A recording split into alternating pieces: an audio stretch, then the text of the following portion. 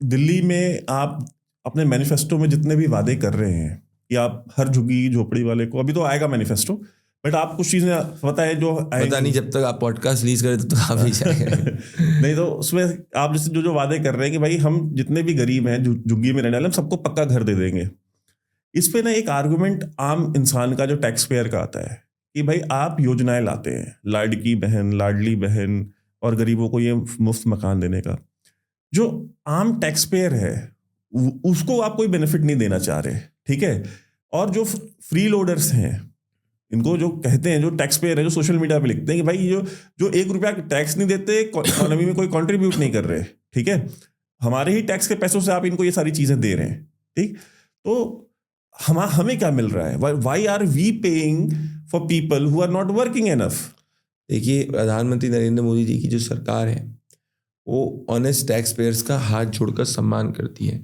मैं आपके ज़रिए हमारे टैक्स पेयर्स का नमन करता हूँ, उनको हाथ जोड़कर धन्यवाद करना चाहता हूँ, क्योंकि उन्हीं के टैक्स से और उन्हीं के कंट्रीब्यूशन से आज हमारा देश चल रहा है।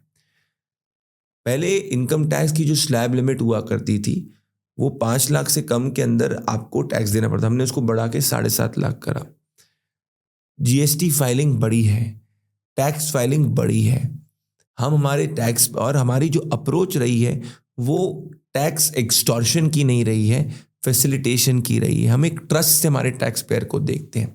मुझे लगता है कि जो आने वाला बजट होगा उसके अंदर हमारे जो मिडिल क्लास के भाई और बहन हैं उनके इस एस्पिरेशन को किसी ना किसी रूप के अंदर सम्मान किया जाएगा, क्योंकि मोदी जी की सरकार है, ग्राउंड की आवाज़ सुनती है। दूसरा, देखिए, इस देश के अंदर हमारा गरीब जो गरीबी रेखा से जब ऊपर जाए तभी देश का विकास होगा। देश के विकास में सबको लेके चलना है। एक शरीर का एक कोई भी अंग को आप अपज और अलग नहीं रख सकते, सब एक हमारे देश की हिस्सा है। तभी नीति आयोग ने कहा है कि 25 करोड़ से ज़्यादा गरीबों को गरीबी रेखा से अगर किसी ने आज़ादी के बाद सबसे ज़्यादा 10 साल में निकाला, प्रधानमंत्री मोदी जी की सरकार ने निकाला है। तो मैं इसको एक आइदर और आर्ग्यूमेंट नहीं देखता। जो लेस प्रिविलेज्ड है उसके प्रति हमारी directive principles of state policy कहती है कि आपको कार्य करना है। जो हमारे ऑनेस्ट टैक्स पेयर्स हैं उनको हमको बेस्ट क्वालिटी इंफ्रास्ट्रक्चर देना है और वो हमारे टैक्स और उनके साथ में उनकी एस्पिरेशंस का सम्मान करना है।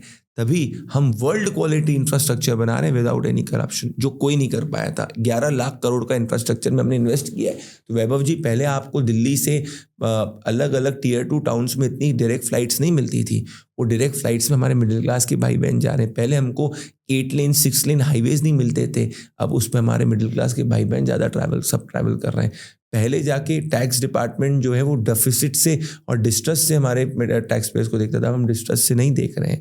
तो मेरा मानना है कि हमारी नीयत बिल्कुल साफ है और गवर्नेंस जो है Vaibhav ji is a continuous process, it is not a static process.